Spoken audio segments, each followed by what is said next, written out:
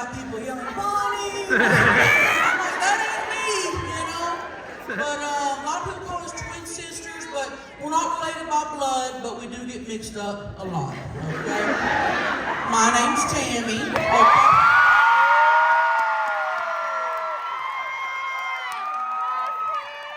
You guys ready to have some fun? Hey, who's from out of town? How many locals we got? Dang, man, this is awesome. Well, hey, Bunnie's got a fun show planned for you guys, okay? Matter of fact, I asked her, I said, hey, I want to do something I've never done before. Can I go out there and rap? and she said, no. We got someone else to rap, baby, okay? I want you guys to make some noise, all right? For Billy the Rapper!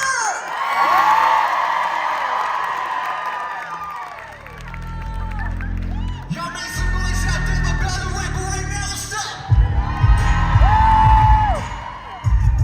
Yeah, let's go.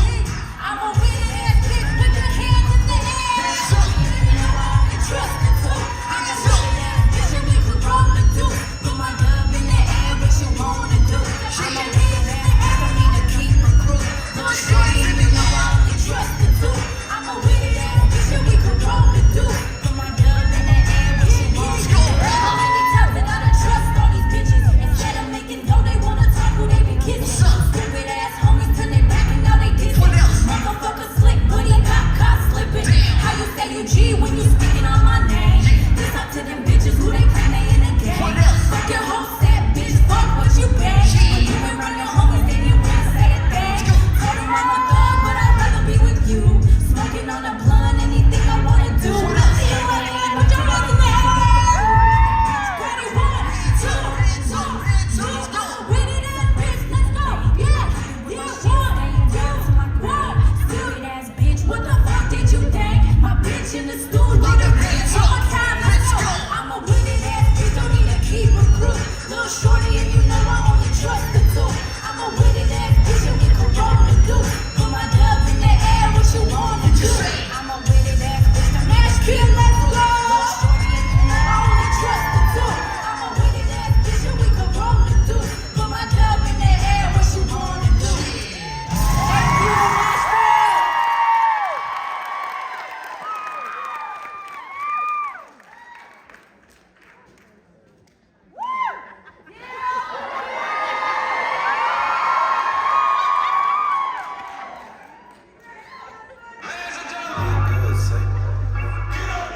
I need y'all to make some noise. Get up in the building. Stand up. Stand up right now, y'all. Y'all ready? Make some noise for Bunnie X. Oh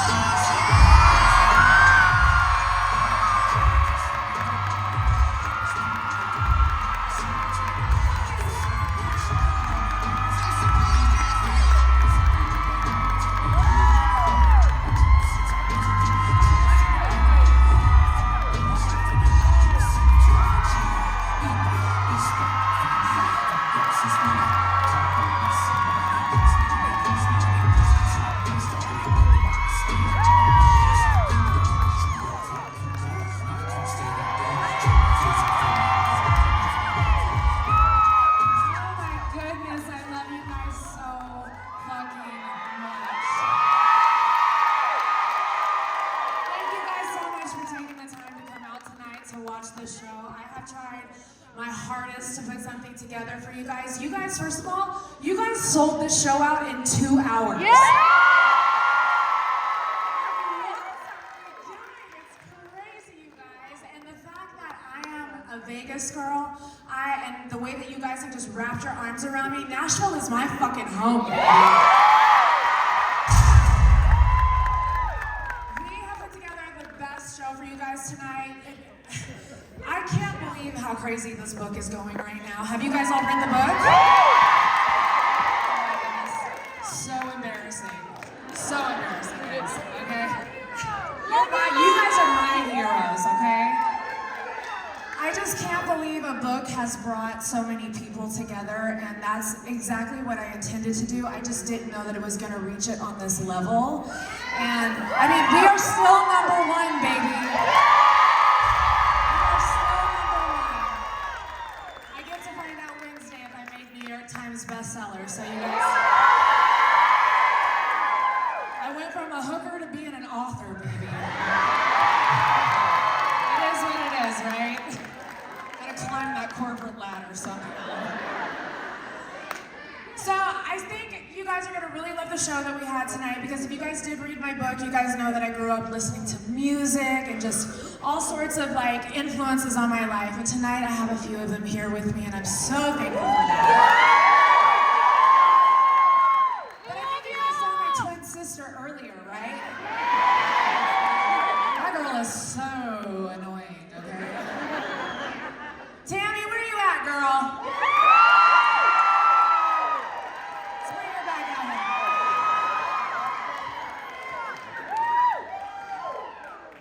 here. What is going on? Well, I thought it was a fun game for me and you. Oh, God. Okay? Is there kids here? Cover their ears.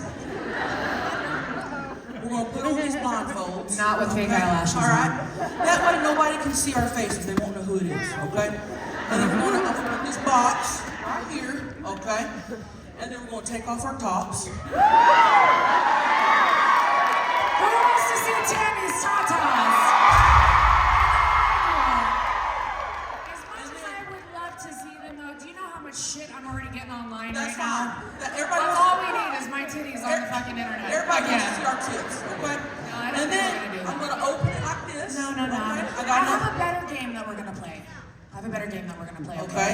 So, growing up in Vegas, I know this sounds crazy, but I grew up on 90s country.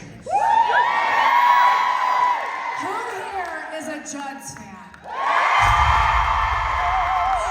Yes, I'm a huge Judd's fan. So I figured we could play Judd's karaoke. Okay, that's good. Whoever knows the most songs in between her or I wins. Done. But we need you guys to be the judges. I got you, buddy. All right, Chill, you ready? You ready? All right, hit it, buddy. Let's go.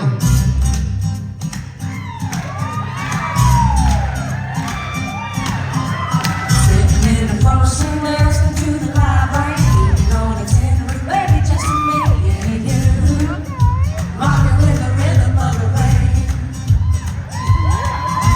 Slide on over, baby, hold me closer to the floor, swaying like a slow flame train, rocking with the rhythm of the rain. All right. You did good with that one. You did a little better than me on that. I feel like I did better than she did, but anyways. All right, let's do another song, Chill. From wherever raindrop, I see you driving by just like a phantom jet, with your arm around some little brunette. You say you won't be home because you're working late. Honey, I'm no fool, you've been out all day. Lipstick on your collar, get your getaway. Strawberry red and mine's plain rosé. Have mercy on me. You treat me so bad, out of misery. That one goes to me, right? All right, we'll do one more. Let's do one more. Let's do a tiebreaker, right? Okay. Tiebreaker. One more. Uno mas. Now I'm convinced that he's heaven sent and must be out of his mind. Hit it. Mama, he's crazy, crazy over me. And in my heart is where he says he always wants to be. All right, cut it. I've never Who do you guys think won? Was it Tammy? Was it me? Hold on, I think I have somebody here that could actually be the real tiebreaker. Everybody put your hands out for Wynonna Judd!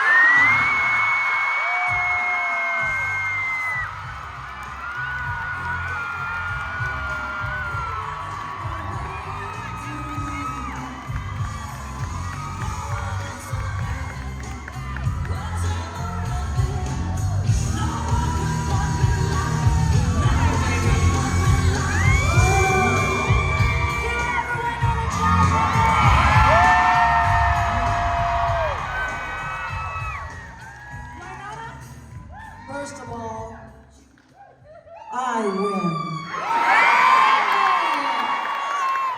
Step into my office, Mama.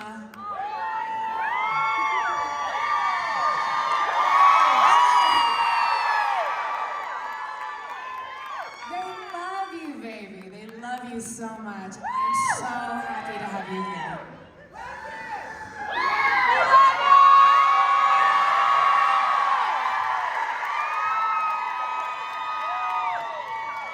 She deserves it. Swan is a freaking icon, guys.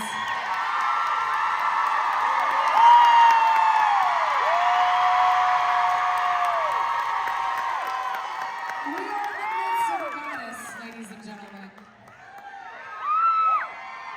I don't know what to say other than the fact that I will leave home, on my way home tonight, remember the words, from hooker to author. No comment. I love the fact that you're so real.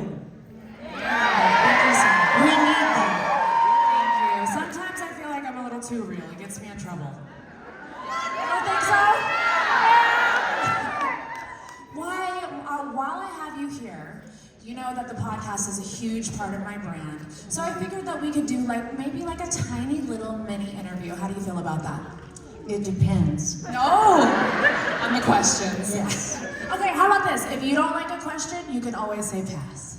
I'll do that. I'll be 62 in May and I don't have as much to say. You know what though? That's gangster. You earned your G-stripes. That's right. All right, what's the pettiest country music drama you've witnessed that the public would never guess happened? You know I know the Judd's got some tea. The Godfather pleads the fifth. If country music had a housewives reunion, who's flipping the tables? My mother.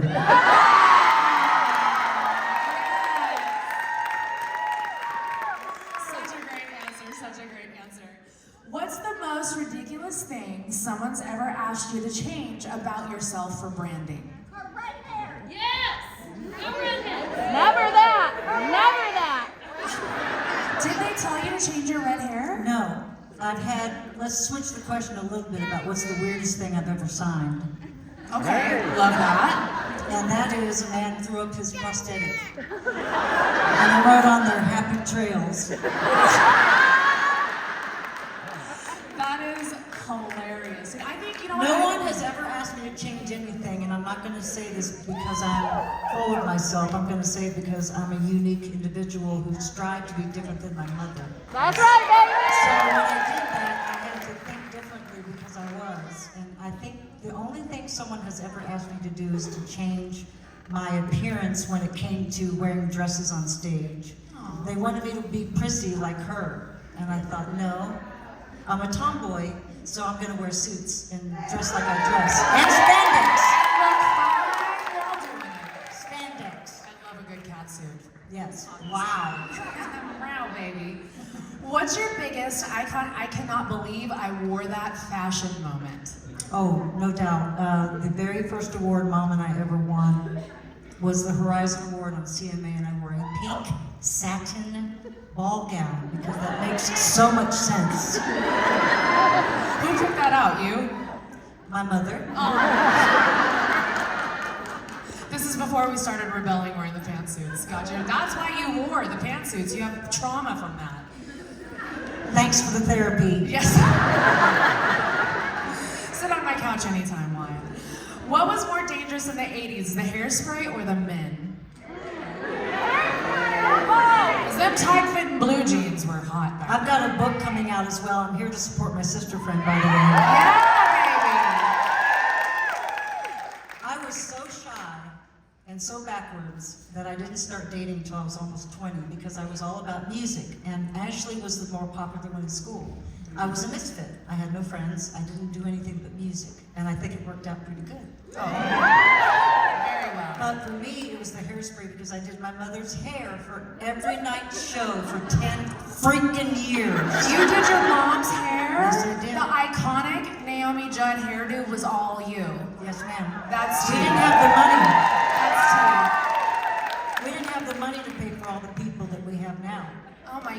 did her hair, so hairspray.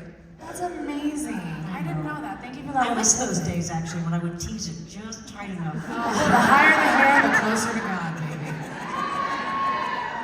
If 1991 Wynonna met 2026 Wynonna, who wins the argument?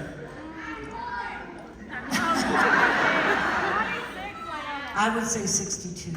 Yeah? Because it's about respect and I've earned the wisdom and the experience. Is it true when you get older, your like DGAF monitor, like don't give up, goes out the window? Because I'm getting there. I think you're pretty close. Yeah. Hey, sorry, Bunnie. Hey, real quick. Hey, Bunnie.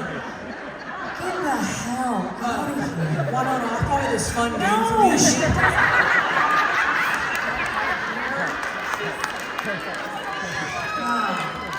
This girl, man, she wants everybody to show her tatas. I'm so sorry. Somebody's showing tatas by the end of the night, and I'm not sure who it is. It's probably gonna be me. If you weren't a singer, what chaotic career would you have accidentally fallen into? Prison. Like a career criminal? Can you elaborate? Did you share a bus with your mother for 10 years? I would be in jail if it wasn't for music. So I say that just being funny because I don't know what to say. Because music saved my life. And if it had been for music, I would not have made it in this life.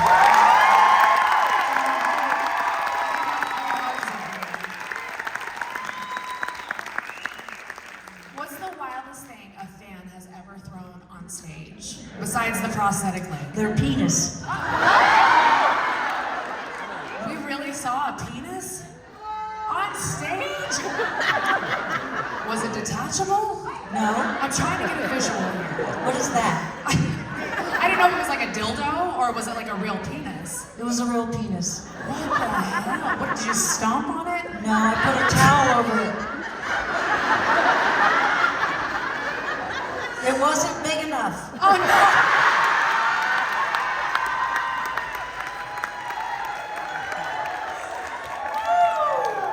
Well, I can't wait to get you on the podcast for real. We're gonna spill some tea, baby. I love it. All right, I'm gonna ask you a couple more questions and then I'm gonna let you go. Okay.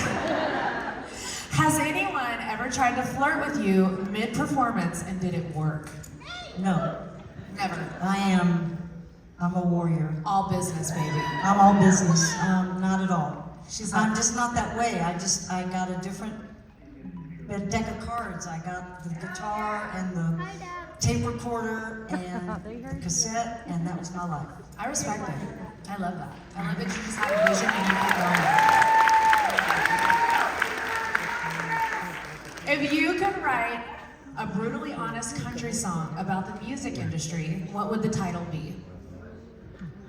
Get a good lawyer.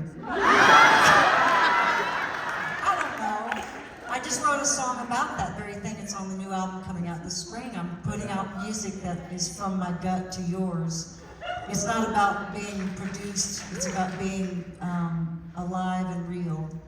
And so the music I'm putting out is like, this is what not to do. My book is exactly the same thing. This is what you don't do. It's a guide for people to not make the mistakes I made. If I can help one person not commit suicide, then I've done my job.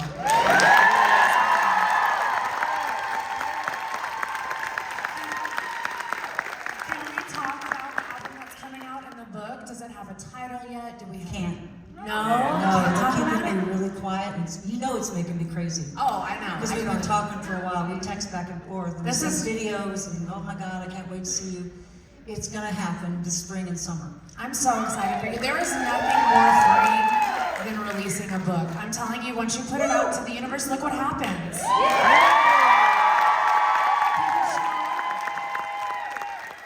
Love it so much. What's the most rock star thing you've done that no one would expect from you? I laid down in one of the beds in the White House. I love that. I don't know, I've done everything. Seriously. I've done everything. I don't know what to do. When somebody does everything, I look through the drawers. what did you find? What is in the White House drawer? chores? Nothing. No. Who wants to be there? Nobody. What's something totally normal that you love that would surprise people? I waste time sitting still by the water, and I do nothing. And it absolutely isn't something I do as much as I should. But I do absolutely the opposite of what you all think we're doing, which is to completely detach. I love that. Water is so soothing and so calm. And my animals, but people know about that. It's therapy for me. I just, as quiet as I can get, I started, and this is not religion, it's relationship. I started reading the Bible again because I want to get off TikTok. I just started reading it too. I'm reading the Book of Psalms, and it is poetic. It's almost like some Edgar Allan Poe type stuff. So I'm trying really hard to detach myself from social media. I love that. It's so healthy. As we sit here on social media. It's so healthy though to take a break because it is so toxic out there. So I try to preach to everybody. Like, I get it that we all want to be in the interwebs, but at the same time, go sit outside. I don't like the terminology touch grass because I feel like that's kind of insulting, but I feel like people need to go outside, set their phones down, eat lunch with a loved one, make eye contact with them. We need more eye contact, we need more hugs, we need more kisses because the world is so crazy. People keep asking me what's next for you, and I think I'm going to say something like, you know those people that get naked and they put their butt in the sun? Yeah. They're sunning the butthole. Yes. I think that's next for me. Are you Can I come over when that happens? Yeah, because I don't know what else there is out there. You know, listen, I heard sunning your butthole is actually probably like the best thing you can do. I haven't had the guts to do it yet. Jill, are you gonna sun your butthole now? I am not gonna sun my butthole. Listen, that little pink meat needs a little sun. Leave it as a sin. All right, well, I'm gonna ask you one more question and then I'm gonna let you go. Oh wait, you know what? I might have asked you all the questions. I'm so happy that you came out for me. Like, what a freaking... She's like, I gotta go. I'm ready to go. I gotta go. What a freaking queen. You guys give it up for Wynonna, Judd.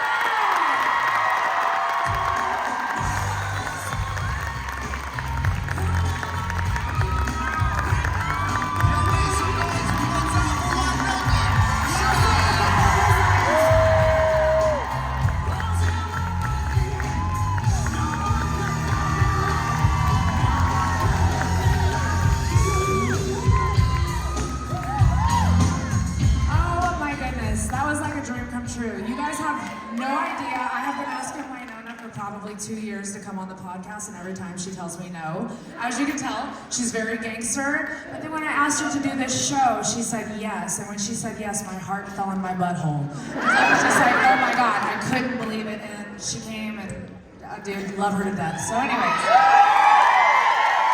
that was a childhood dream crossed off. I think I've had a couple childhood dreams crossed off this week. Did anybody see me on Howard Stern? Dude, I was so... What'd you say, baby? The Kelly Clarkson show, that drops the 25th. You guys gotta watch it. It's coming out. But yeah, just this whole media run has been so crazy, and I'm just so thankful for you guys for just... I'm gonna tell you thank you a million times tonight because I love you guys so much. All right, moving on. So you guys know that Bill was an asshole, but we love Bill, my dad, so much. May he rest in peace. One thing that my father instilled in me was music. My entire life is a soundtrack. I mean, I can think back, and I'm sure a lot of you guys can think back to when you guys were kids, songs that just bring back so much nostalgia and so much memory. He introduced me to rock and roll at a very young age. Not sure if that was a good thing or a bad thing, but here we are. And in the process of falling in love with music, there was a group that I fell in love with about, God, it had to have been like 20 years ago now. They've been on the scene for a really long time. But they've somehow maintained their, like, I don't know, they're just always doing something new, always reinventing themselves, and I absolutely love them so much. So, and my husband actually went on tour with them in 2022. It's a little band called, I don't know, Shinedown.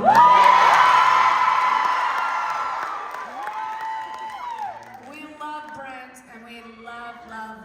Pussy Banjo. That's what you guys have to call him whenever he comes out here, Zach. We call him Pussy Banjo. We don't know why, but it just stuck.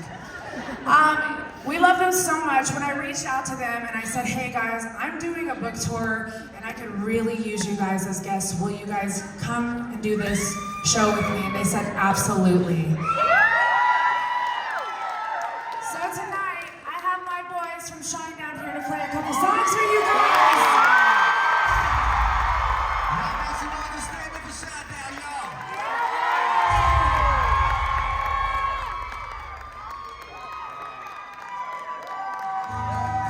You guys give it up for my boys! Hello. Hey, what's happening? I would like you guys to know that we did not, usually we pick our set list. That did not happen tonight. So she picked It's 2 songs, don't get carried away. She picked it for us. We know who the star of the show is. We're just, listen, we're the background dancers tonight. So. Anyway, this We're is the last course of the buffet. This is a song called Call Me.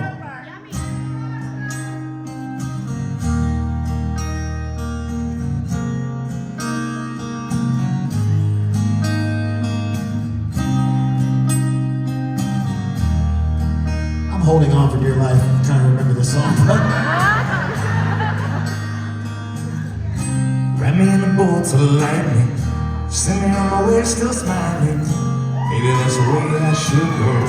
Straight into the mouth of the unknown. I left this bad key on the table. I never really thought I'd be able to say a good visit on the weekends. I lost my whole life and a dear friend. And I've said it so many times that I would change my ways, though never mind. God knows I've tried. So call me a sinner, call me a saint. Tell me it's over, I still love you the same. Call me your favorite, call me the worst, and tell me it's over, I don't want you to hurt. It's all that I can say, so I'll be on my way.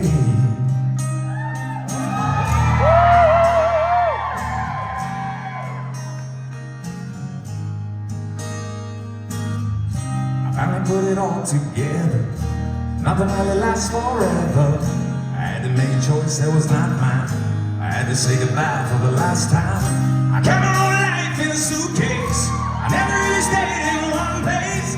Maybe that's the way it should be. You know, I live my life like a gypsy, and I've said it so many times that I would change my ways, though never mind. God knows I've tried. Call me a sinner, call me a saint. Tell me it's over, I still love you the same. Call me your favorite, call me the worst. Tell me it's over, I don't want you to hurt. It's all that I can say, so I'll be on my way. I'll always keep you inside. You healed my heart and my life, and you know I tried. Call me a sinner, call me a saint. Tell me it's over, I still love you the same. Call me your favorite, call me the worst. Tell me it's over, I don't want you to hurt. It's all that I can say, so I'll be on my way. So I'll be on my way. So I'll be on my way.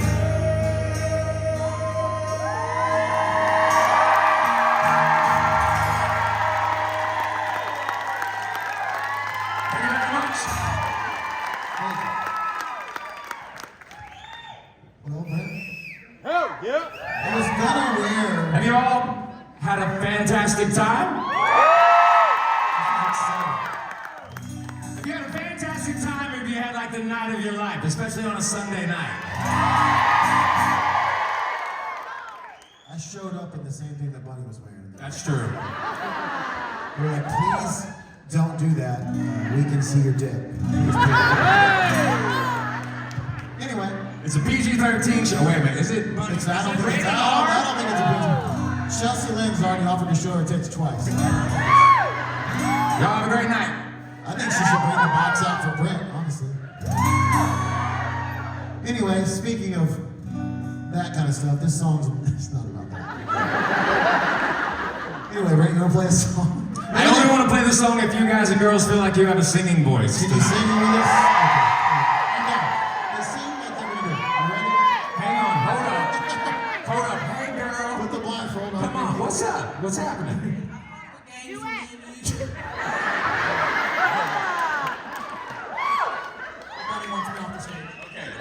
Hey, Hyatt Regency 806. Damn, dude, I'm coming over. Anyway, this song goes like this, sing along. Hold up, do us a favor. If everybody's sitting down, you can't sing sitting down, you gotta stand up. We need you to use the diaphragm, like right here. All this. I'll start All over. this. I'm ready. Are you ready? I am. Here we go. Alright, I got it now. Wrong fret.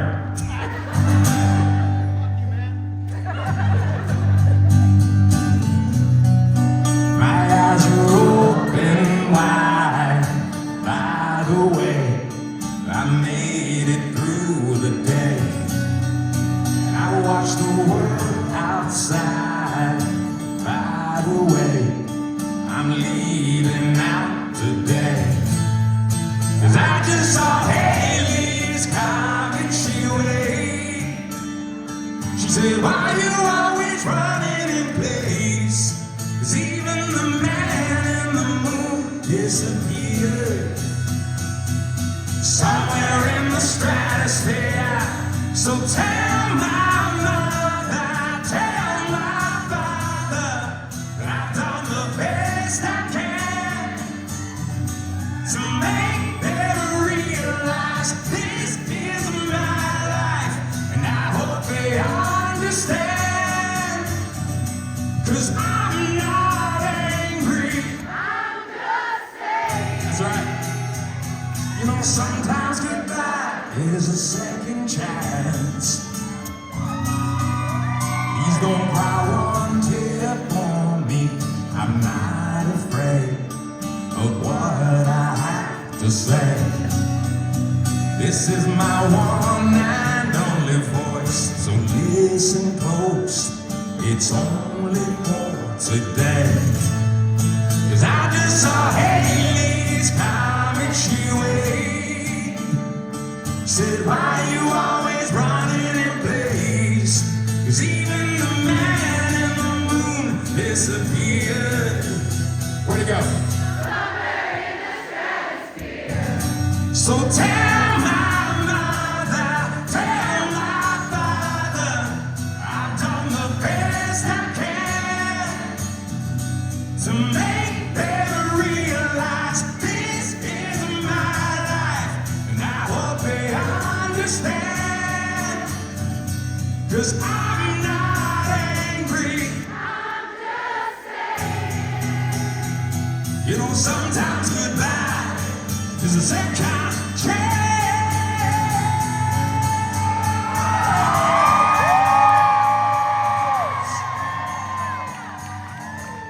You know, here is my chance. Here it is. Well, this is my chance.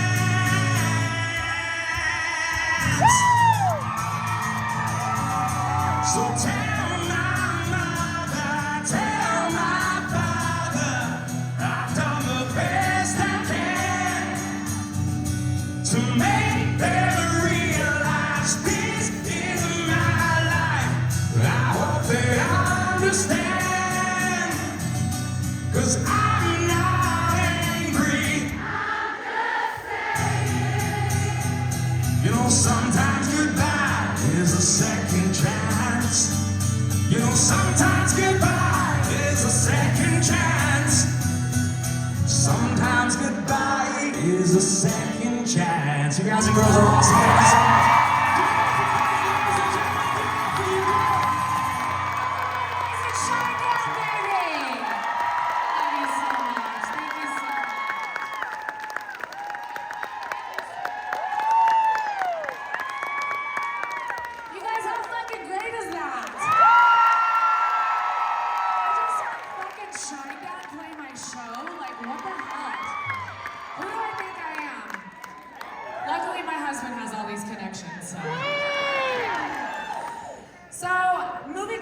and moving forward, and I'm so thankful that they came out and sang. They said, you know, sometimes goodbye is a second chance. And I mean, I feel like we're in a room full of second chances, because I know I'm a second chance. Thank God for second chances, I'm telling you. Hi, baby, I see you. Hey! Along the way, you lose a lot of people, and if you've read my book, you know that I've gone through a lot of loss. But God somehow replaces those people and puts the people that you need and the friends that you call family in your life, and they become so near and dear to you. And along this journey that I call life, I've met two girls who absolutely... You guys don't even know what I'm gonna say. Gosh. I've met two girls who are my complete fucking ride or dies. And we have formed this little thing we call the coven. So, without further ado, Mimi and Haley, get your asses up.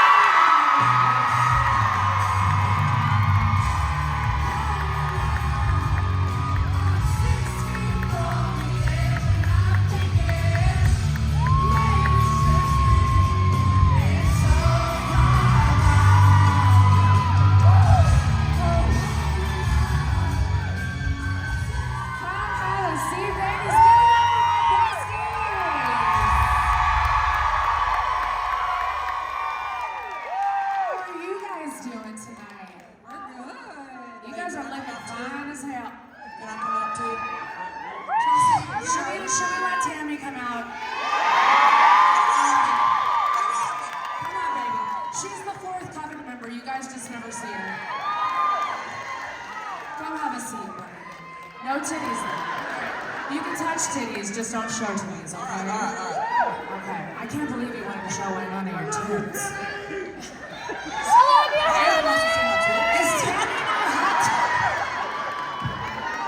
Tammy not hot too, guys?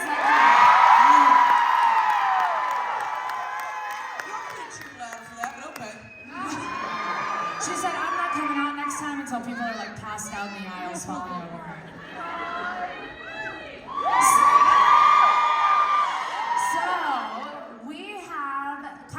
We've started this show that we like to lovingly call Ask, Tell,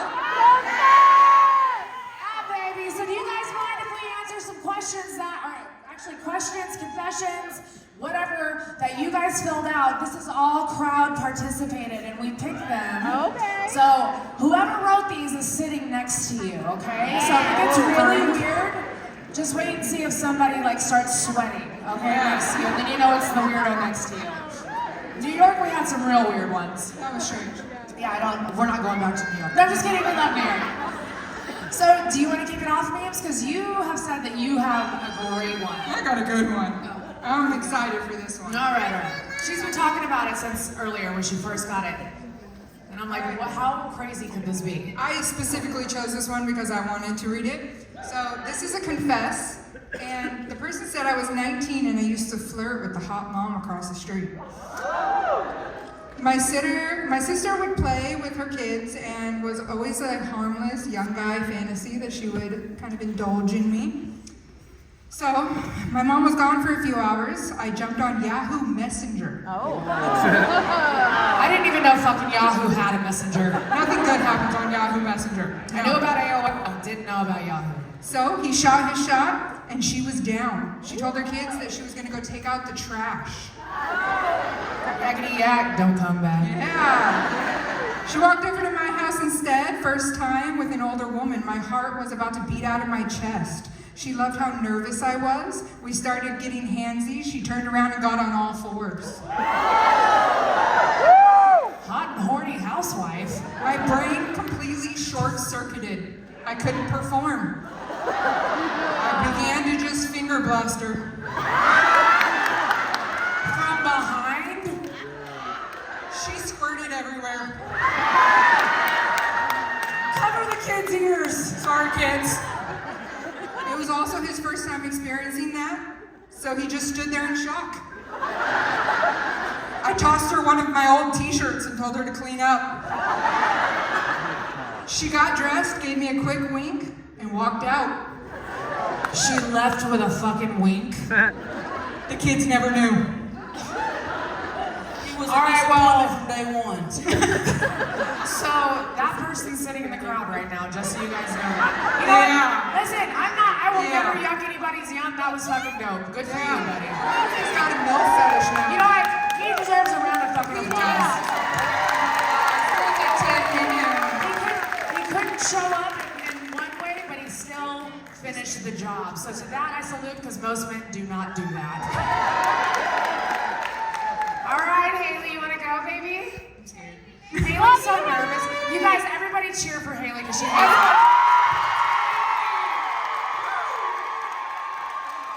We do this. She will walk in a restaurant while we're all there and we start screaming for her. And she Down gets the so aisles in mad. Costco. We'll clap anywhere. Yeah. Sam's Club is our specialty. All right, let her go because her butthole's gonna get puckered and we'll never get it. Okay. Alright, so I was having sex with a guy who started crying. I asked him what was wrong, and he said he was thinking about his dead grandma. He said he was thinking of her in order to last longer, but they made himself sad because she recently died. Excuse me?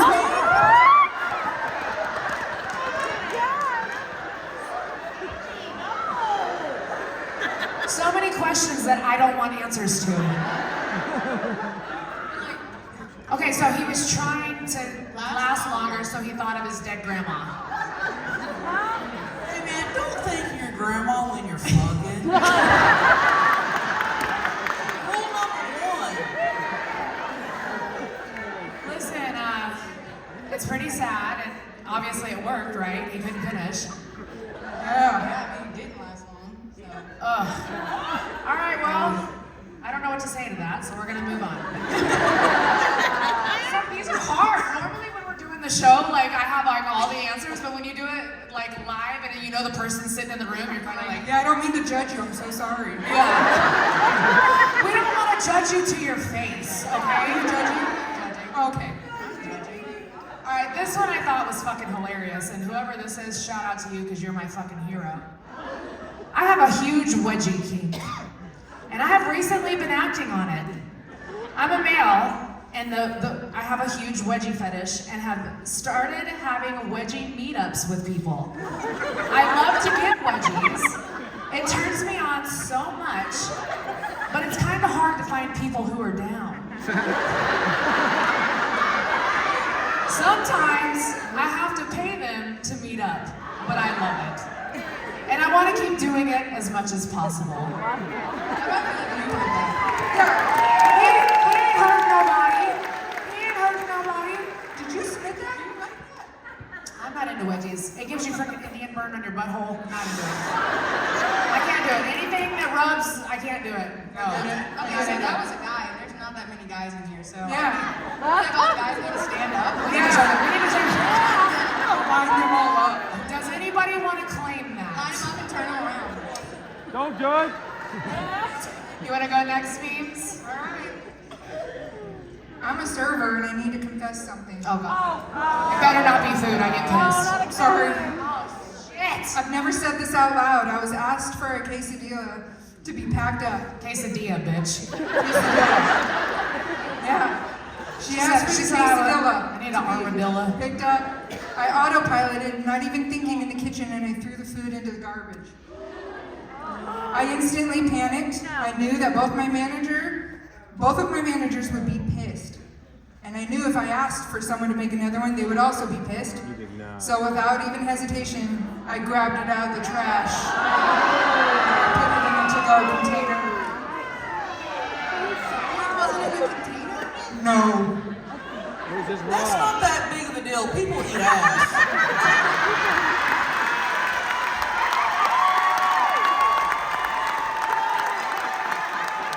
I mean, since you put it that way. You said grow up. Grow up. Grow up. A little dirt don't hurt, right? Well, again, I'm not going to judge these people to their face, so go ahead, Haley. I'll save it for the next time we film. Okay. This says, I guess this could be classified as a weird confession. I had this girl. What is up with the men? I had this girl on all fours on her bed. I'm sorry, do I Annie, close your ears. Wait, I didn't hear it. Say what? So sorry to my family that's here. Oh, damn, Nanny's here. Guys, give it up for Nanny. Woo!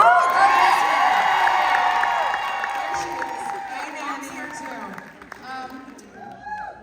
I was pounding away, Okay, Nanny, cover your ears. about to bust, when Oh boy. her ugly little dog snuggled up and started licking my left cheek.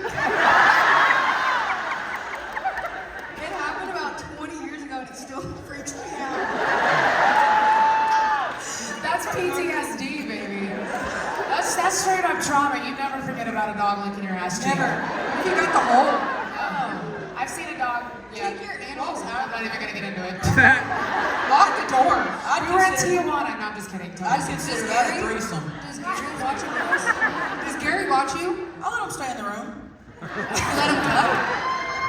I don't want him to lick me, but He's got his little cuck bed in the corner. This could really go south very quickly. All right, I kept mine light and fun, you little perverts over there. I got guys giving wedgies. This guy's hilarious. This one too. At my office, we sometimes have team lunches, and there's often extra food left over. A few times, I've taken some home without asking, even if it wasn't specifically offered to me. I know it's not a huge deal, but one of my coworkers noticed and called me out saying it wasn't fair to take food without checking first. I felt a little guilty because I was acting selfishly, even though it seemed harmless to me at the time. I realize now that I could have asked or left it for others, and I understand why someone might see my actions as inconsiderate. Am I the asshole for asking? Am I the asshole for taking leftover food home without asking? No! I don't think so either. I mean, I feel like not everybody, you know, there are a couple times where like I want leftovers, so maybe he did it to the people who were like looking forward to it the next day. I mean, isn't that why you would save something like to eat the next day? Because you want to eat it? It was a What's lunch. the point of the leftover? But it's not his, so it's like I know, that's like my brother doing that. Brayden's here, by the way, guys. Yeah. He might bust into a Michael Jackson dance for you guys later on. I don't know, I don't see a problem with it. I do think maybe just ask, so that way you can avoid all the drama Get at a work. consensus. You don't want to be the weirdo that's like everybody has to hide their food from. Right? This is why people label their food. Yeah, I get that. Yeah. But I mean, I think he was still taking it anyways. Oh, fuck him. Oh, wait, you're in here. Yeah, stop judging. Not somebody said give him the dirty quesadilla. All right, we got one more question, guys. Me? Yeah, go ahead. You guys Me. go. Well, we have one more question each, so you guys go. Okay. Oh, this one's wrong. Oh, God, Haley. I feel bad following up yours, because this person had a kink for pee. It was such a turn on that sometimes I would get hard when I had a full bladder. You guys thought I was the dirty one. Do you guys see? I loved getting peed on, and I loved peeing on people. Golden showers. Yeah, I would go in my pants, and I really enjoy public urination. The thrill of knowing people are watching me dribble down my pants just gets me hot. It's a and hot. dude, obviously. My My husband likes peeing outside. It's a boy thing. If you pee in here tonight, I might judge. You guys keep your willies in your pants, all right? Go ahead, Haley. Is it really bad? If it's really, do you guys want to hear it if it's really bad? Freaks. Great. I'm pretty sure this is another guy. I think we've named I swear, this guy. men love Ask Tell Confess. We have more men sometimes submit than women, and it's like they literally hold these confessions in for so long, and they wait for every Friday for I mean, us. girls, we talk about literally anything. I feel like guys hold these things in. Yeah. Hey,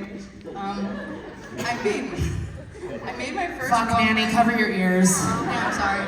I made my first girlfriend gush somehow from going down on her. And from what doctors have told me, it ruptured an infected sac deep inside her, causing her to gush infected female ejaculate. For those unaware, it has the same color, taste, and texture as guacamole.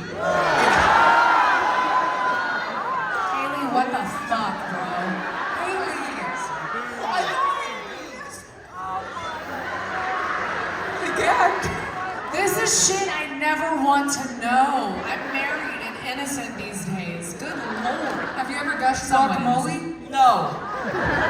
And he's talking to his doctor about this? That sounds like he's definitely got something going on. Doctor, have you ever heard of fingering a girl and she squirts guacamole? Oh, it was the girl who had something going on. Ruptured inside of her. And he's talking to his doctors about it. I would too. Are you kidding me? I cannot do it. I can't do it. I can't do it. Okay. Anyways, I have a nice innocent one. So here, we'll move on. Blame something on someone in 5th grade and need to get it off my conscience. I was in 5th grade. The whole class went to sit pretzel-legged in a circle and I farted. And everyone looked my direction, including the teacher. And there was this ginger kid, Steven. Oh, Steven. Who was actually pretty friendly. He sat next to me, and I blamed it on him. I covered my nose and went, "Oh, gross, seriously, Steven?" And everyone laughed. I saw Steven's face went beet red. Aww. Also, I would steal his food by pointing over his shoulder. And when he went to look, I would grab one of his mozzarella sticks or whatever it may be. I'm judging. You're an awful. Steven, we love you! We love Steven. You gotta be nice to the gingers, baby. That's when Steven's depression started. Yeah. Steven probably still talks to his therapist about that to this day. He's like, why was there always one less mozzarella? Yeah, he was like that, or he was just like, can't ever fart in front of anybody now because he's just like terrified that it'll happen. You guys, thank you guys so much for coming out. You guys,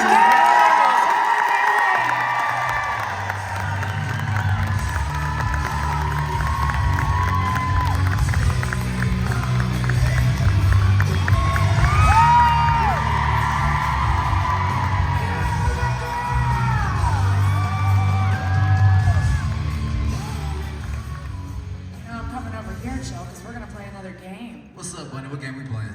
So tonight, I have a really special guest that I can't even believe this person is here because I met this person a few years ago, absolutely love them, but this person is so fucking busy. The fact that they made time to come here and do this show for me, like I literally owe this human whatever they need for the rest of their life. But I want to play a game with you guys. Can we play a game? Yeah! Okay. It's gonna be called Influencer Scramble. So, I'm gonna play a viral sound and you guys are gonna tell me who it is and we're gonna see if they're here. Can we do that? Yeah! Alright, go ahead, Chel, play the first one. Alright, let's get it. What? Oh. Trisha Paytas? Trisha, are you here, baby? No, I'm just kidding, she's not. Somebody said, thank God, be nice. Okay, next person. Let's go. Kim Kardashian had this absolutely stunning. I don't know how to pronounce Michaela's last name. Let's see if she's here. Michaela, are you in the house, baby? Nope, she's not here. She's not here. Okay. Sorry, I just wanted to tease you guys a little bit. Let's do one more. Gotcha. Is she the one that is so fucking insufferably annoying and never shuts the fuck up and has never been hit in her face in her entire life? Tana? Is that you? Could you possibly be here, girl? Nope, just kidding. She's not here. Okay. Alright. All right. We'll do one more. Talk to me. Hello and shit.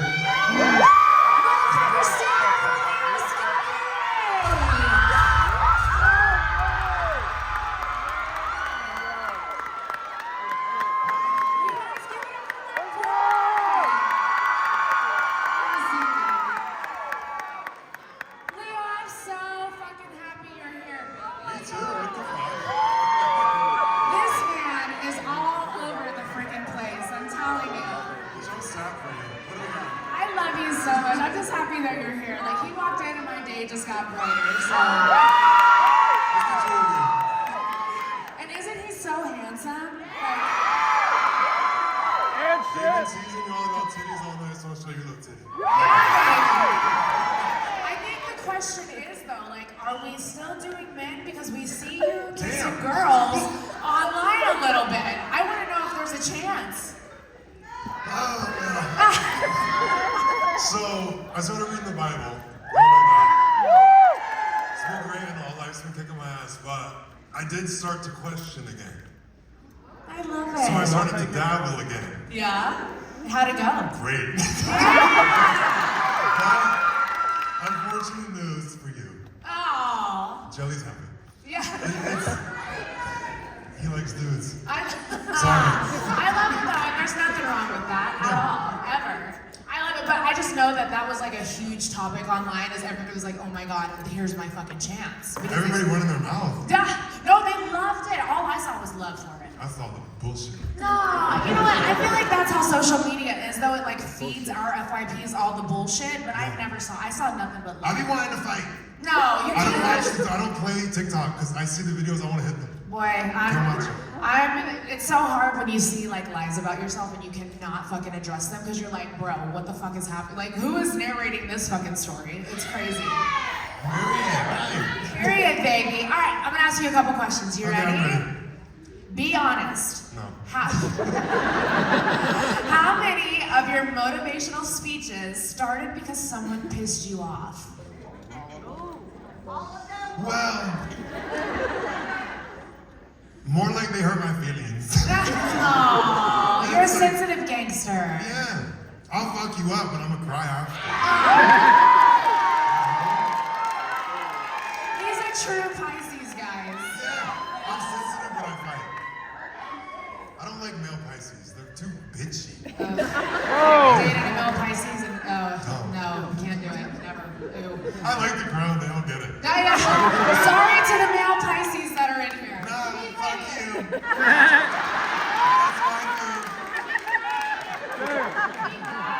You hurt my feeling. What did it say? You hurt my feeling. Get up. Is your inner peace real, or is it just controlled rage?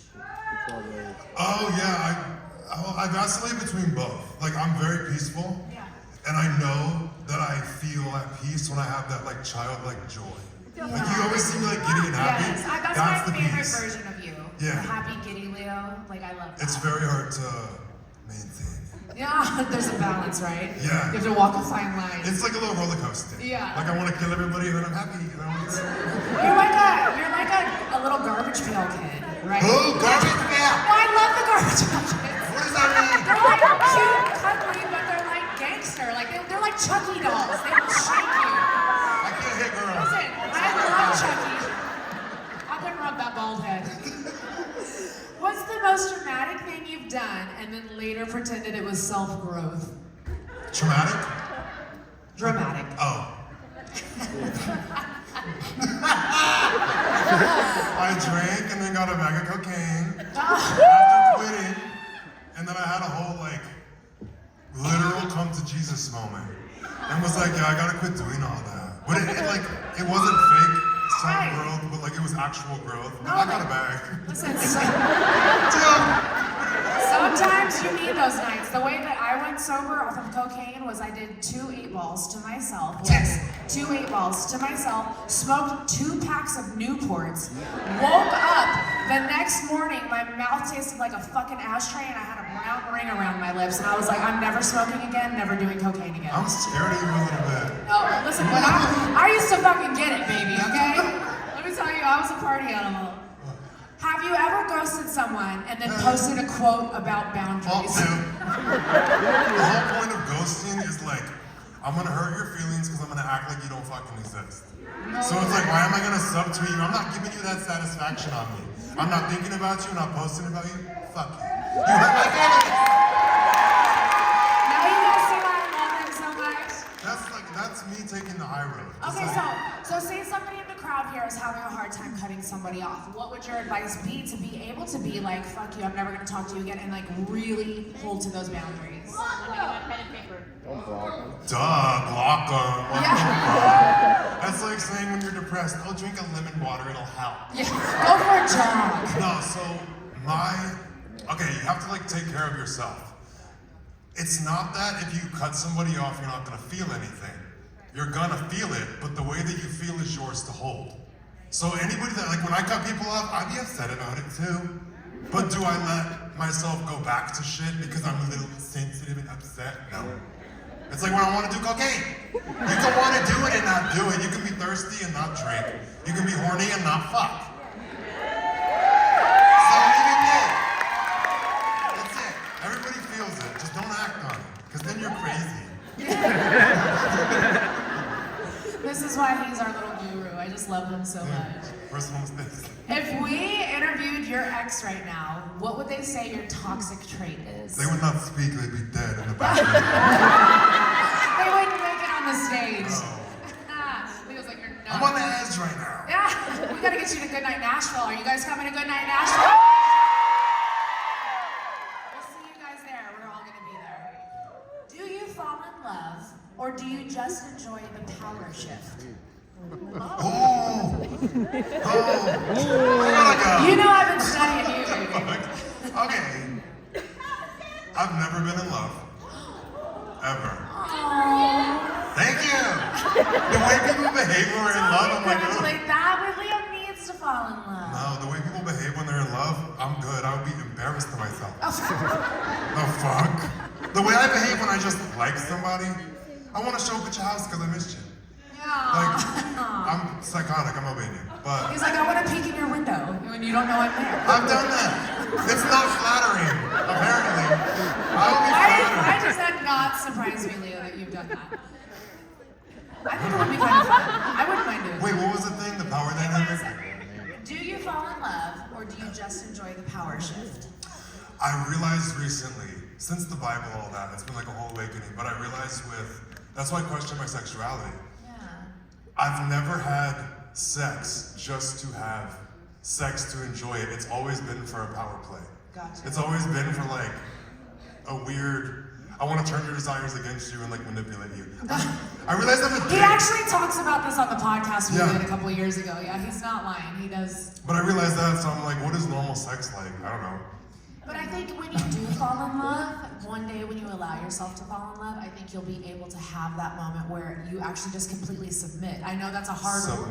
I know that's a hard word for you to swallow, but I really do. I'm swallowing shit. I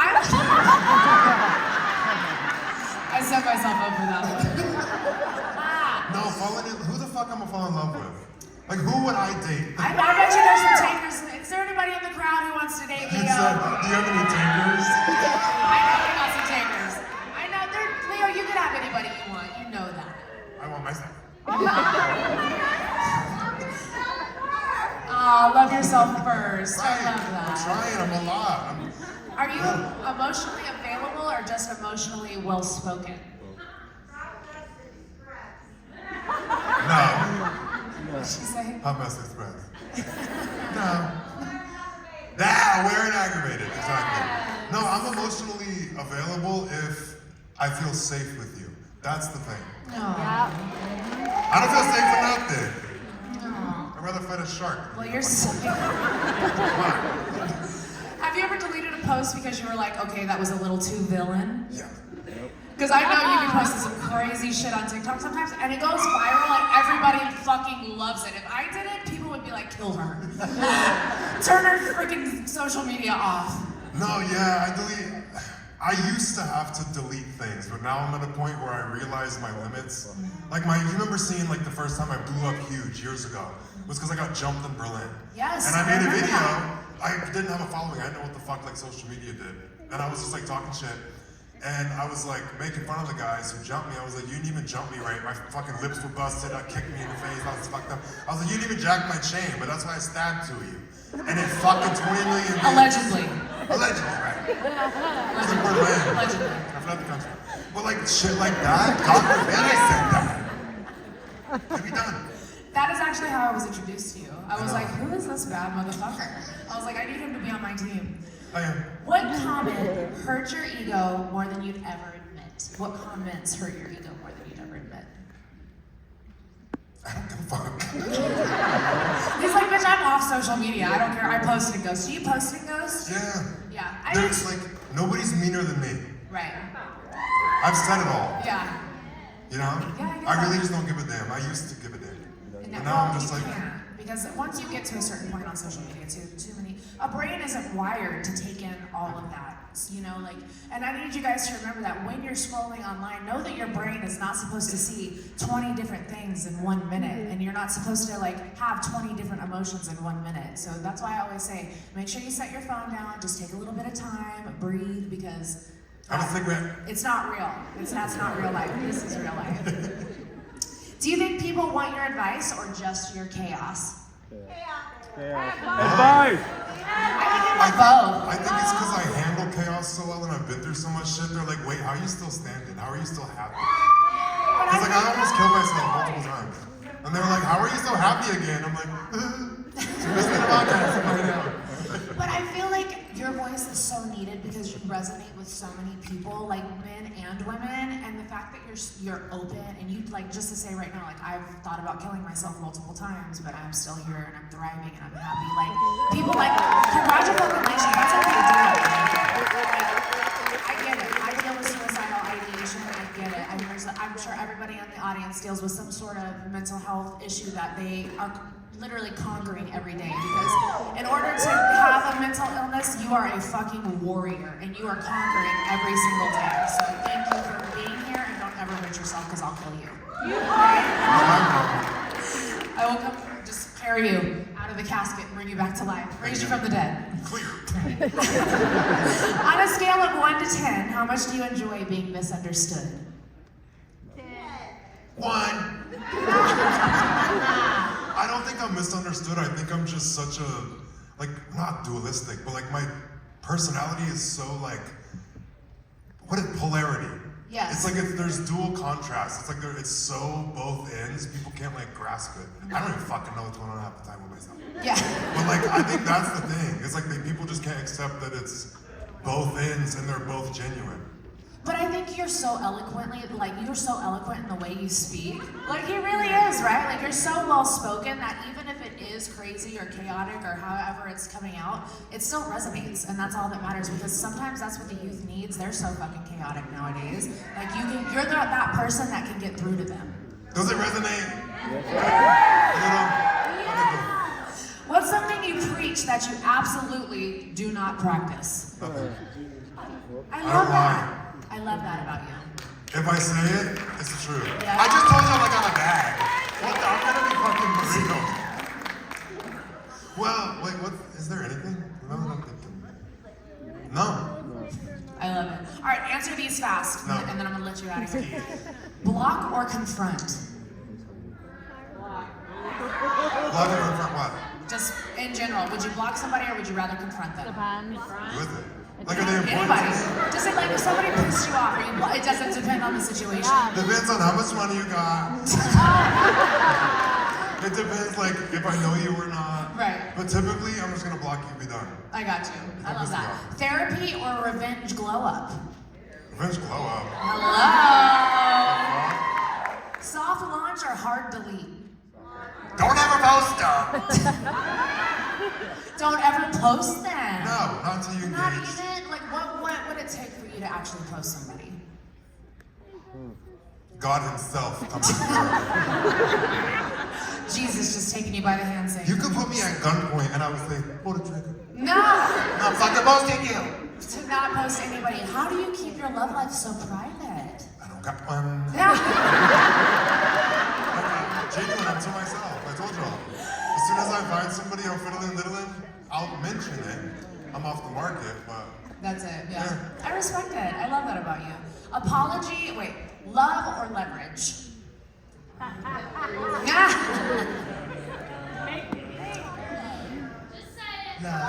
Love, he's lying. We know Leo's lying. Leverage. I love you so much, Leo. Thank you so much for taking the time to come out. You guys give it up for my friend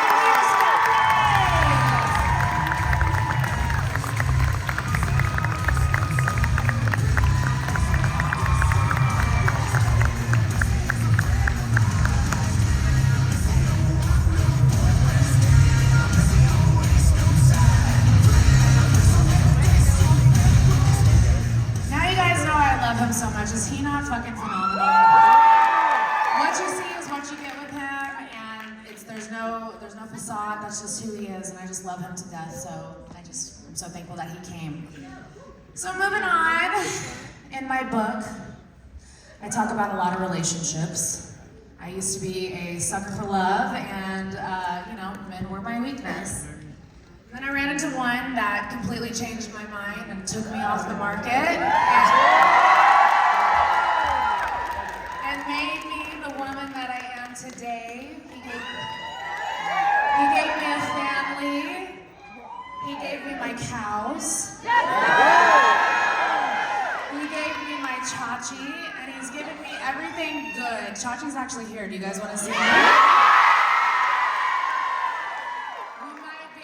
Chachi out a little bit later. But back to this really hot dude who swept me off my feet. I am just so thankful for this man because, like I said, I would not be standing here with you guys today. I would never have become the woman that I am, and I have this man to thank so much. Give it up for 3-time Grammy winner.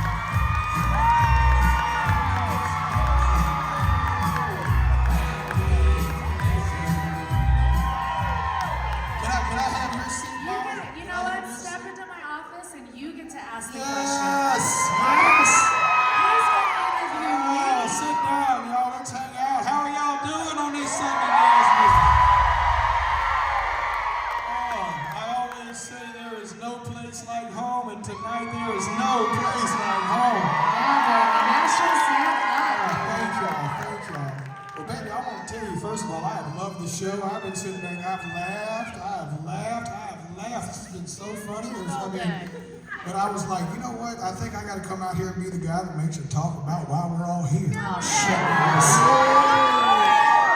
They told me they were going to give me a show, and I was like, I am not spending 90 minutes talking about myself. There's no fucking way. But if I can do like a variety hour, that makes me happy. No, have y'all had fun? Yeah! I'm sure that y'all have heard the news, and my wife knows, but we are here celebrating right now that her book has not been out for a full week yet. And just like in the record business, which is the business I'm in, when you drop a record, the first week they add all the sales of what that book did and what every other book in the world did. And so far, my wife has the #1 book in the world.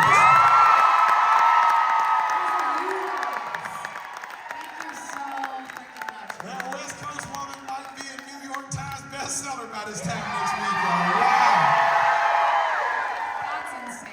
Speaking of that West Coast woman, how crazy was it to have Wynonna Judd up here with you? Dude, like, first of all, I'm like on cloud 9. I can't even believe it because I grew up singing the Judds. Can I say a semi-embarrassing Bunnie story? Sure, please. So my wife, because she grew up in Vegas, y'all, and she's been around, y'all have read this in the book, she's been around celebrities her whole life, so I've never watched my wife probably ask anybody for a picture. You know what I mean? Like, she is just as chill could be.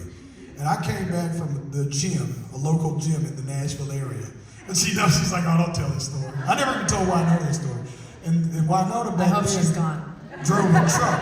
On the bed, it was just a super low, like 1950-something Chevy, candy apple red. The tag said the Judds.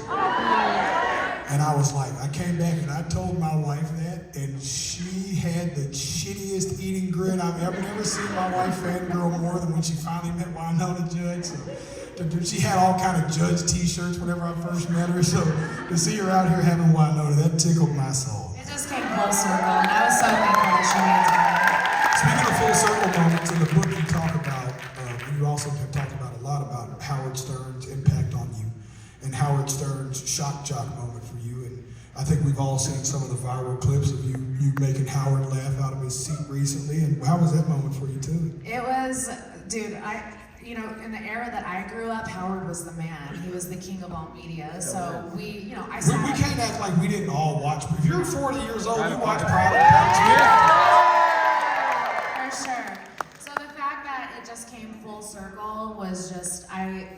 fact that we actually I don't know if I should say this, but he called me after the interview personally and was like, I love what you're doing. You deserve all of this. Enjoy your success. I mean, he just breathed life into me, and that was like you meeting a hero and him actually being like, I love what you're doing, you know? I thought that was so cool. I think it's So great. I have Howard's number now. Yeah. I'm gonna drunk dial him one night when I don't get drunk. A sober dial. Sober dial, yeah. I was also thinking about this being back home for me, Nashville, how special it was that your fastest selling show of the entire tour was in our hometown. I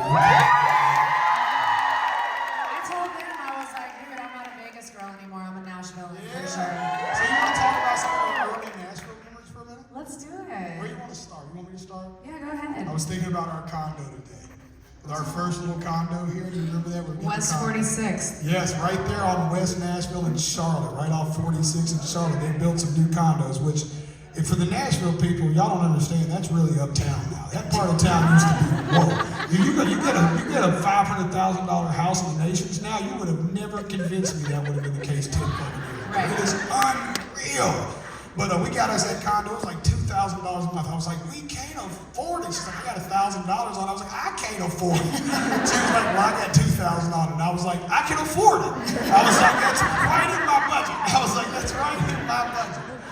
What else do you think about when you think about our early Nashville memories? It's funny that you brought up West 46, because just now when we were in New York last week, I was doing a photo shoot and I looked up and it was on 46th Street. Yes! And I was like, wow, this is full circle. And I told the girls about how we lived on West 46, so it's crazy that you brought that up. I think about the first Titans game you took me to. Yes, I you never actually took me to that game. Did I? What's it go? I mean, I was poor and you planned it.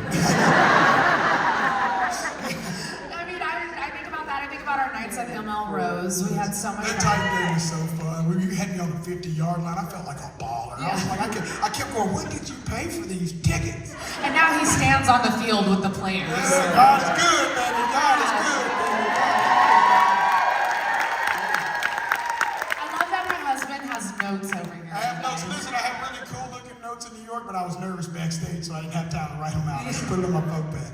I was more nervous for this show than I was New York. I was Me like, too. Because we got friends and family and agents and people that I grew up with and people that flew from out of town here. Thank y'all. Just Nashville. Thank you.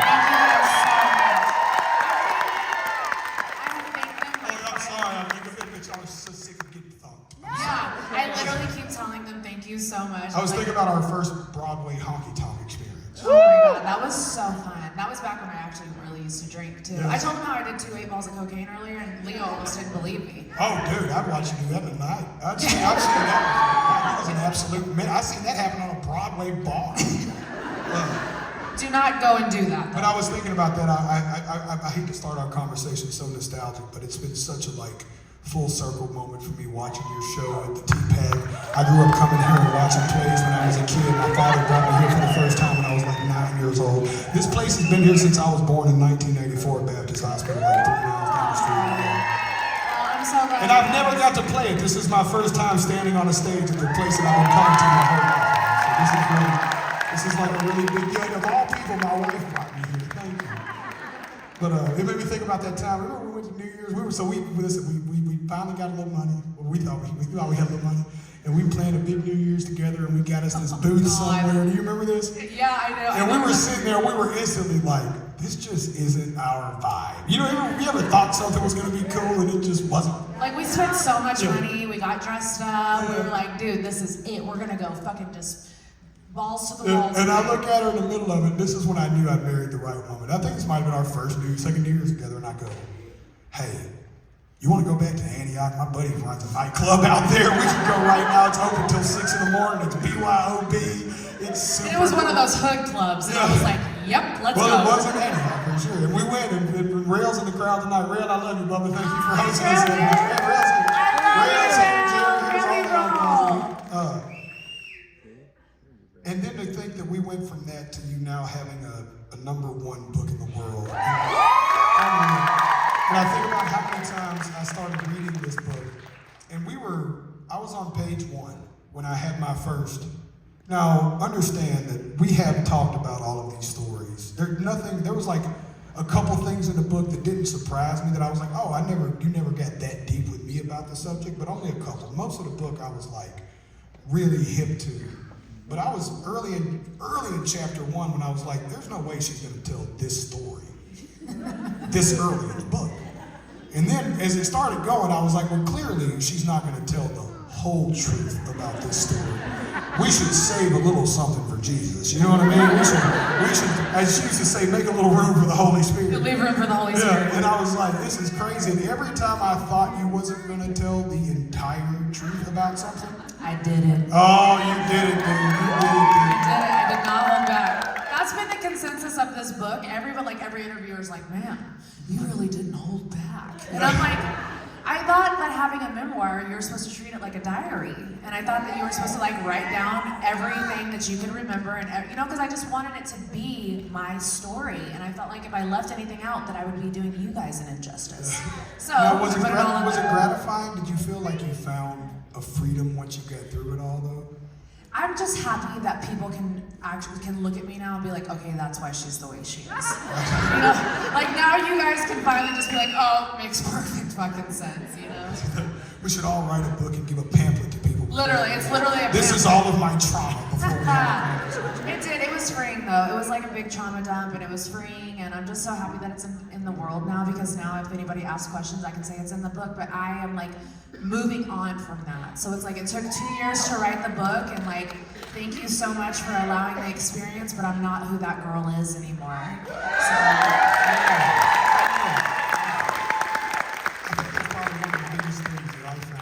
How freeing it was to, it gives you a sense of getting something behind you and understanding that it is okay to not be who we were. We should not always be chained to the person we once were. We shouldn't be held accountable for things that we've already held ourselves accountable for. We're a room full of second chances. Second, third, fourth, fifth, sixth, seventh, eighth. Speaking of second chances, I was gonna wait for Nashville to have this, because she doesn't know anything I'm gonna talk about, by the way. It's kind of part of the way we've done this thing. I hate surprises. And it's not a surprise, but Okay. I figured if there was a place for us to get deep, Nashville would be the spot. Yeah, this is where I wanted to do it. And while we're talking about second chances, we have both been extremely open, you in the book and me in podcast, about my affair. The affair that I don't like to even call it our affair, because this was an affair that I had. Right. And it obviously comes with unnecessary criticism, which I think is just sad, because, and this is what me and my wife's stance on this is, and this is the only time I'll probably ever talk about this publicly again, but we did this not as a strategy for any other reason but to help people know that sometimes love can actually win, and that sometimes people can really go through the impossible, and sometimes people can really go through the thing that you think you're not going to get through. And I'm not saying that's the case for everybody, and I'm not saying that you should ever put yourself in a situation to be a doormat, and I'm not saying, but I'm just saying that there truly are moments in life, and we knew that it would come with blowback, but we also knew how much that our thought was, for every 5 people that tell us that's fucking and have an opinion about it, or every 50, every 500, every 5,000, every 5 million, if one couple survives and comes through it and finds themselves better and in the best, because we have the greatest relationship. I am so in love with you. I'm so in love. You're my favorite person to talk to. You're my favorite person to hang out with. You're my favorite person to do life with. I could not imagine a life without you, and I can't believe that at any moment I jeopardize that. And I thank you for giving me grace. I thank you for writing about it in your book. I thank you for empowering women with that story. I thank you for being brave enough to tell the story, and I don't give a fuck what any headline says about it. I want to go sit on this lap right now. No, but to just add on to what he said, I think, sometimes we're so honest that people, the internet always comes at us because they're like, they weaponize what we tell them. They weaponize our own story against us. But we do that. Amen, sister. But we do that for you guys because we never want you guys to look at us and be like, they're perfect. It's unattainable. No, this love is very fucking attainable. This love is special, and everybody deserves to have a love like this. No matter what you guys go through, you can walk through the fire and still come out unscathed. What I will say is, it is worth trying to work through. At some point, if a relationship is going to survive, you're going to have to work through some things. You're going to have to actually pick a person and say, man, I want to work through this. Yes. And we obviously you picked a big mountain to let me work through. And because of that, I picked up a shovel and fucking went to work. Yeah, you did, baby. Look at the man that he became today, though. Can we get a hallelujah? I'm so in love with you, and I'm so impressed by you, and I just admire you. You know that. No, I love you, and I just wanted you to know I was proud of you for writing about it. And that I want everybody to know I was proud of you for telling that story and the way you told it. And how was it for you writing about it? I'm so far removed from it. That was like the least thing that bothered. That's the crazy thing. That was like the least thing that bothered me in the book. I was just ready to. I had never told the entire story, and neither had you. So bits and pieces. And of course, if you don't tell your story, somebody else will. So I was like, I'm putting this in this book so that people can just shut the fuck up and leave us alone and let us move on. It was 9 fucking years ago. Like, let us move on from it. My thing was just, it was never my story to tell. You were the victim in that. You know what I mean? So I didn't even go out here doing a press run about it. But I'm glad that it got out there, and I hope that somewhere, somebody, even if it's something small, that a couple gets in the car tonight and goes, man, I want to work through it with you. You know what I'm saying? That's what I hope happens. It could be arguing about dinner. Just fucking, you know what? I want to work through this with you. Because once you find somebody you want to work through things with, it changes everything. You just have to wake up and choose the person you love. You're not gonna like them all the time. Well, yeah, that's facts, yeah. For sure. Well, I was thinking, speaking of not liking people all the time, you wrote a lot about your stepmother in here.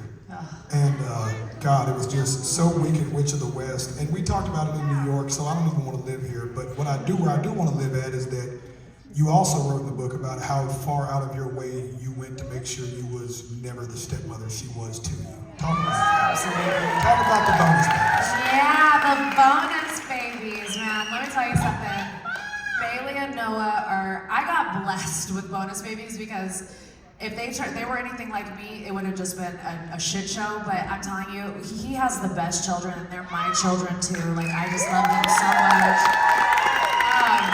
But when I sat across from Bailey that first night, or first day, if you guys read in the book, and she looked at me like the Godfather, and she folded her arms. You gotta imagine, she's like 7, 8 years old.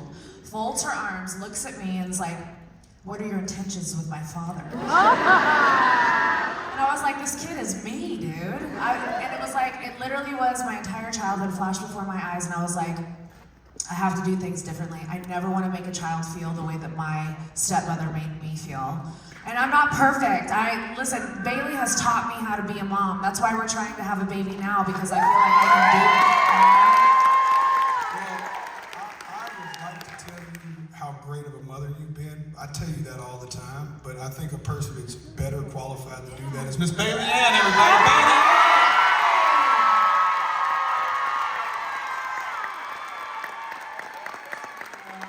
She's so grown now. Every time I see her, like, she's literally going to college, guys. I'm like, what is happening? Mama, before we ended this portion of your segment, you're a beautiful daughter who you have done incredible with. Every good trait she has, I owe to you. Every bad one, I owe to her other mother. We would probably both beg to differ,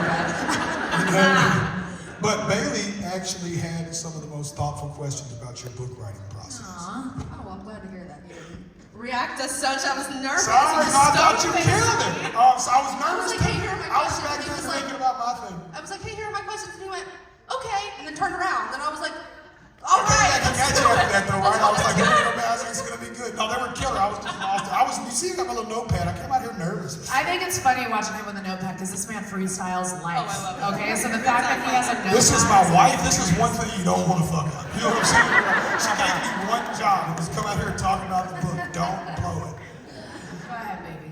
Well, speaking of the book, I wanted to talk about, we talked a lot about what was in the book, what it was like writing it for you, and I love that. But I want to talk about more what inspired you to write it in the first place. And then let me tell y'all something about my wife's consistency. When I first met her, first drunken night, I'm like, so what's your dream? It's in the book. I talk about a 5-year plan. And I'm like, what's your dream? She's like, I don't know, I want to do like a radio show or something like Howard Stern. Podcasting wasn't necessarily what it would end up being. Podcasting was the Dumb Blonde, which is what the Dumb Blonde show ended up being. And she said, then I'm going to write a book. And now keep in mind, shouldn't say it's for my daughter, but it's in the book. We're cocaine out of our mind, we're drunk, and I'm like, you know what? This lady might be onto something. He's like, she's a keeper. It's like, she's definitely a drinker. Smells like freaking vodka and Xanax. You reaped the disappointment Can't even dreams. stand up straight. I want to marry that one. Go ahead, get up. She has Sorry. one made Okay, me so wanna write a book. what made me want to write a book? So I have always loved writing. It's so cathartic for me, and like English was like one of my only really good classes that I never failed. And I just loved like creative writing, and I loved always being able to express myself. I used to write poetry and stuff like that. So I didn't know that I would ever be telling my life story, but I knew that I wanted to write some sort of a book.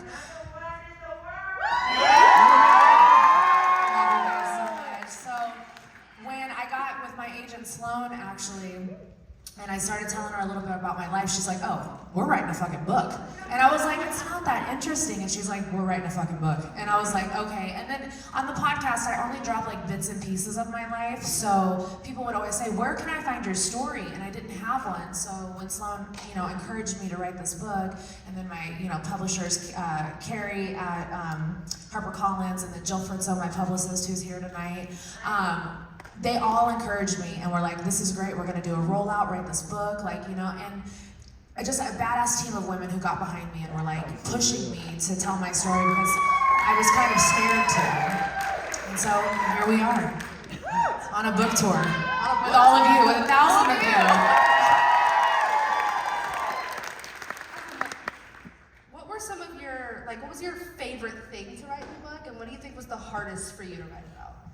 Oh, That's a good question. That's what I said. My favorite thing is probably the ending, because it was like building my empire alongside Daddy, getting to raise you, and I know that sounds corny, but it's the only thing that fucking brought me happiness in the book, if you really think about it. Like, if you read the entire book, you're like, damn, this bitch is one sad fucking bitch, when does it start getting good? I think somebody left me a comment the other day, and they're like, what chapter do you meet Jelly? And I was like, damn.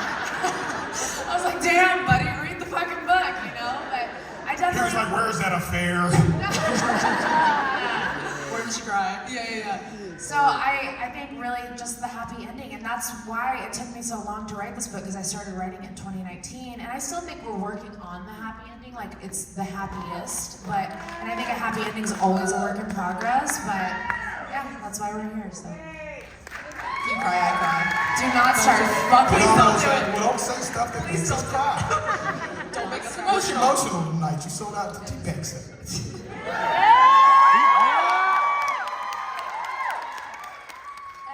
And I love relishing in this moment with you. I think this is not only the most beautiful thing for our family, but for the family that we've created with everybody that's been a part of this, and the family that you guys have become for us. I think it's really, really empowering and incredible to recognize this moment in its full vitality, and you have been struggling to just that. And I love you, and I'm your daughter, and I call you out.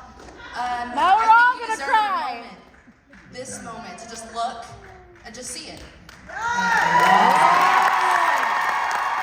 She's always telling me, Mom, take a deep breath, slow down, you need to enjoy this. She's always encouraging me. I love her so much, man. So while we're relishing in this, at the same time, I want to know what's next. Where does authorship lead you? What a segue, dude. That's She needs to be the podcast host over here. We need to put her in the news.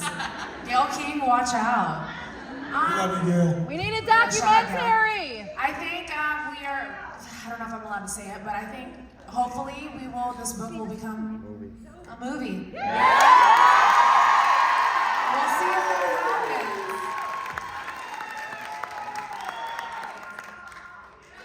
All right, so who wants to hear Jelly stop talking and sing? So you guys welcome to the stage my husband, my sweet little dancer. Love you so much, baby.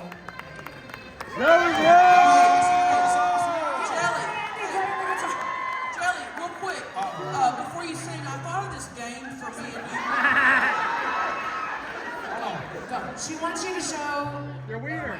I'm not showing my boobs. Is it a boob game? Tammy always wants to play boob games. No! I said this earlier, but first of all, thank y'all for coming out for my wife, man. It's she's way too humble. She was back there telling me we were listening to her all night, and the truth is she sold every one of these tickets that none of y'all really came here to see me. I'm a bonus. Leo was a bonus. Shinedown was a bonus. Y'all came here to see a woman who y'all listened to in your car with a Dumb Blonde podcast. A woman that supports women and women empowerment. Just thank y'all. As an old Tennessee boy, look at how seeing my dude with a pink Bunnie shirt. This is my soul. But I did ask her selfishly if I could sing tonight because I never got to sing at the Tennessee Performing Arts Center. And it's as a local boy, this is a really big deal. I've been coming to the Polk Theater a long time, and I think I want to try to sing. This is Andy. He's a cameraman, but he's a really good guitar player. And let's play something they know. We love you, Jerry!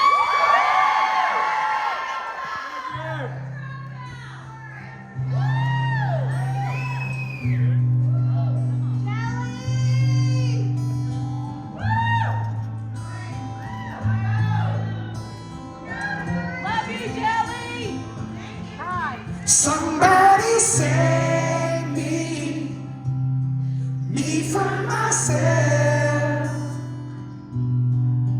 I spent so long living in hell.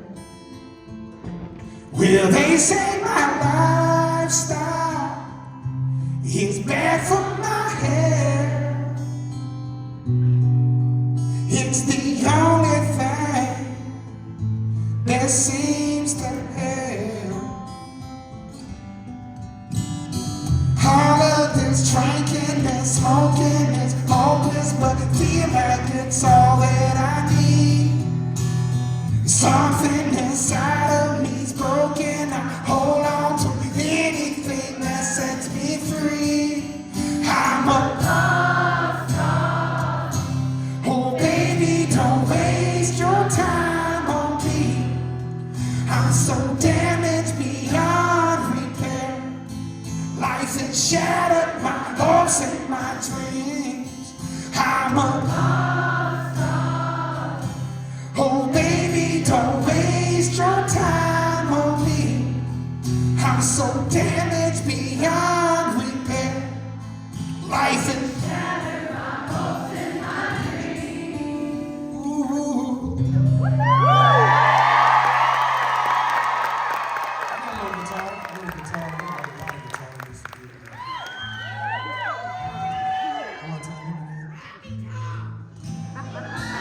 There we go. Yeah, let's do that one, dude. If my people ask, I ain't crying.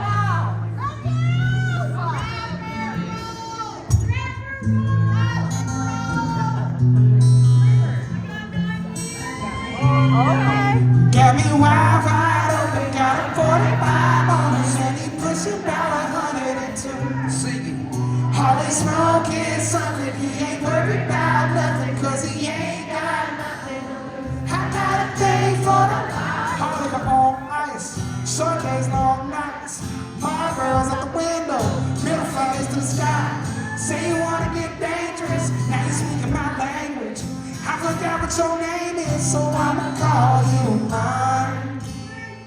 Oh, I'ma call you mine. Me and y'all take back, what's up? They got me wide open, got a 45 on him, and he pushing about 102. Always smoking something, he ain't worried about nothing, cause he ain't got nothing to lose. I got a thing for the wild one. I got a thing for the wild one. I got a thing for the wild one. I got a thing for the wild one. Gonna bring it down to me. I'm attracted to things that are really shady. Asking me how we feeling lately. Coming from mine and this do or die. Rolling the slide, no stealing bases, no back and forth arguments, no bitching or arguing. A whole lot of problems living in Gotham. But Bunnie's my Harley Quinn. Was raised in the darkness. Forgive me, I'm guarded. I have no shame. I'm in love with the hardness. The police will never take us alive. My cowgirl said.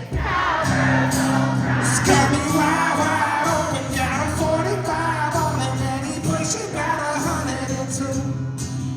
Always smoking something, he ain't worried about nothing, cause he ain't got nothing to lose. I got a thing for the wild one.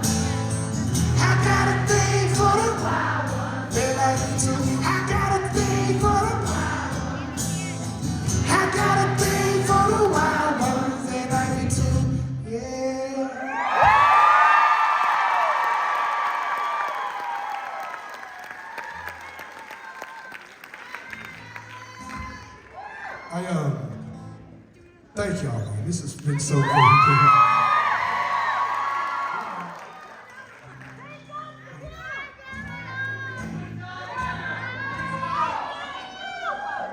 One, two, three, four. I only talk to God when I need a favor. Yeah. And I only pray when I ain't got a prayer. So who the hell am I to expect a savior? Oh, if I only talk to God when I need a favor. God, I need a favor. I know amazing grace, but I ain't been living up words. I swear I spend more Sundays drunk off my ass than I have in church. Hardcover King James, only been saving dust on the nightstand. I don't know what to say. By the time I throw my hands, I only talk to God when I need a favor. And I only pray when I ain't got a prayer. So who the hell am I to expect a savior? Oh, if I only talk to God when I need a favor. God, I need a favor. Will let me in.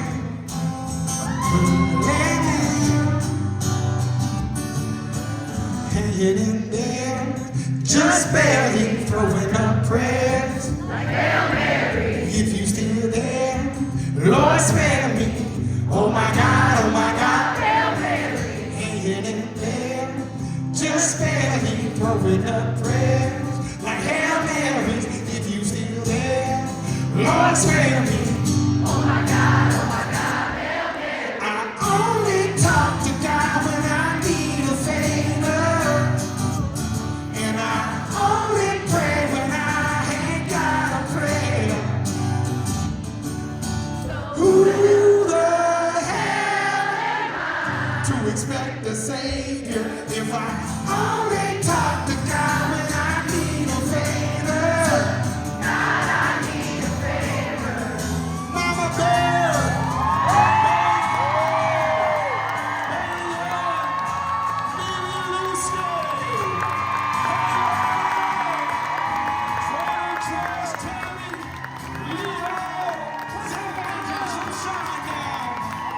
Thank you guys so much for coming tonight. We absolutely love you.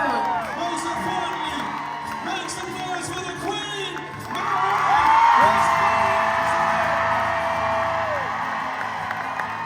You guys give us a good night, Nashville. That's where we're going right now. Good night, Nashville. Thank you. Bye, guys.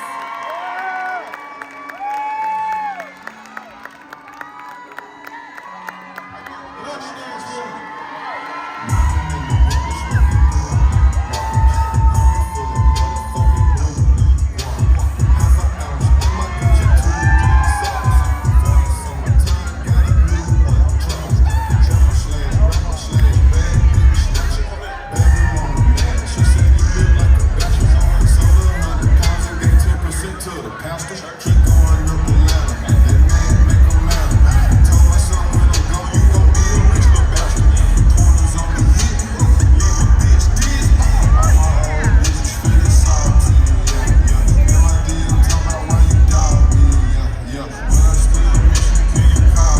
Make sure y'all catch us in the after party tonight. Good night, Nashville.